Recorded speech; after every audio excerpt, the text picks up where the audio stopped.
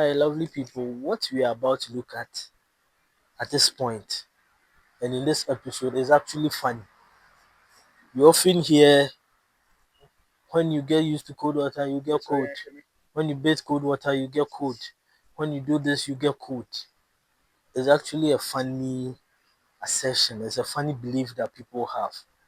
Let's get to know the real truth and let's get to know the fact about all this. Today we are busting another popular myth, right?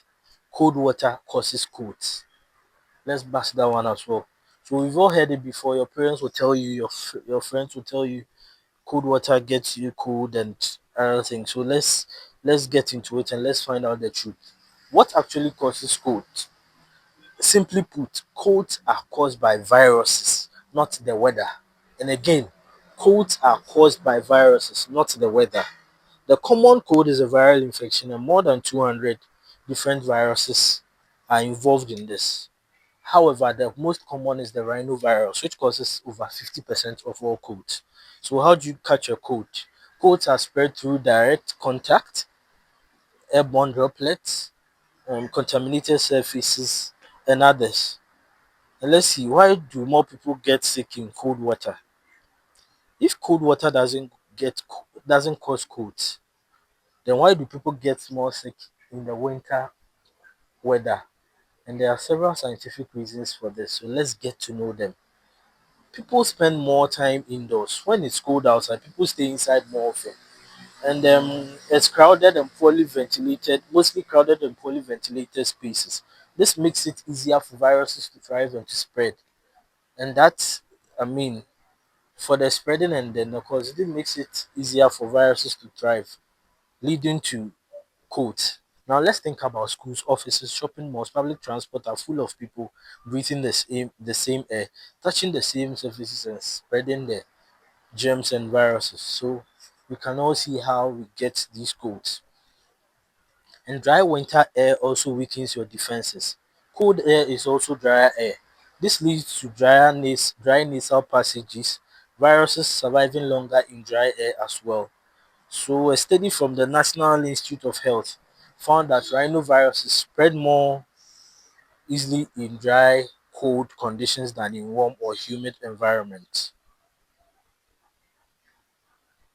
Than in humid environment. The sunlight and vitamin D connection. Less sunlight in winter means low vitamin D levels. Vitamin D is crucial for a strong immune system, and a deficiency can make you more vulnerable to infections. It has nothing to do with the cold. This is why some doctors recommend taking vitamin D supplement during the winter months. Does being cold lower your immune system? There's a question. There's more truth to the idea that being extremely cold for a long time can make you more susceptible to infections. If your body temperature drops too much, it is known as hypothermia. It can temporarily weaken your immune system. However, this only happens in extreme conditions like being stuck in freezing temperature for hours without proper clothing. Yes.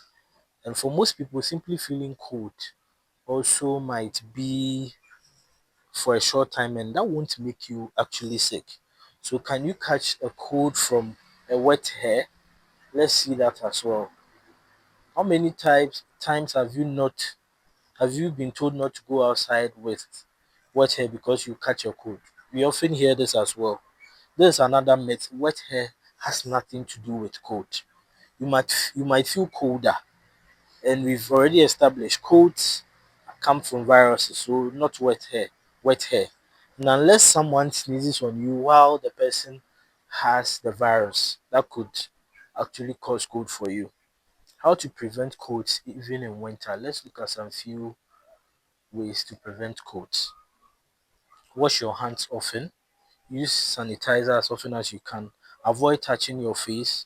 Cover your coughs and then sneezes. Keep indoor air humid. A humidifier can help, right? In this case, eat a healthy diet and get enough vitamin D. The bottom line here is colds do not cause cold. No colds are caused by viruses, and more colds happen in winter because people are more indoors. making it easier to, I mean, transmit the viruses. And the final thought on this: how often do you get colds? How often do you sneeze? And how often do you get running nose and the symptoms of cold? Kindly share with us and let us know in the comment section. Let's build a community through this and let's interact more. Thanks for once again. Thanks once again for being with us.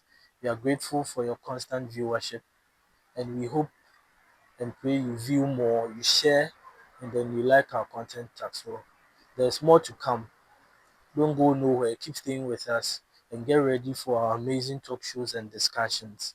That wouldn't be individualistic, but we would invite experts in the field, in various fields, to discuss topics of importance to all of us. Thanks again for being with us. Until next time, stay healthy and stay safe.